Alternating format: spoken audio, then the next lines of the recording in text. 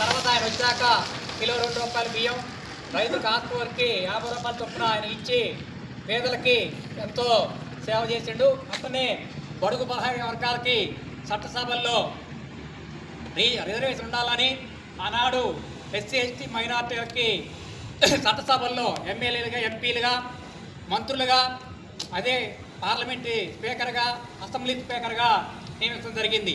అదే ఉద్దేశంతో ఈనాడు చంద్రబాబు నాయుడు గారు కూడా బడుగు బలహీన వర్గాలకి పెద్దపీట వేసి ఈనాడు మానాడుని పెద్ద భారీ ఎత్తున ఆన్లైన్ ద్వారా ఇవాళ ప్రపంచ దేశాలు ఆశ్చర్యపోయేటట్టుగా ఇవాళ ఆన్లైన్ ద్వారా ఇవాళ మానాడు జరుపుకోవడం జరుగుతుంది. ఇవాళ 2వ రోజు, నిన్న స్టార్ట్ అయింది.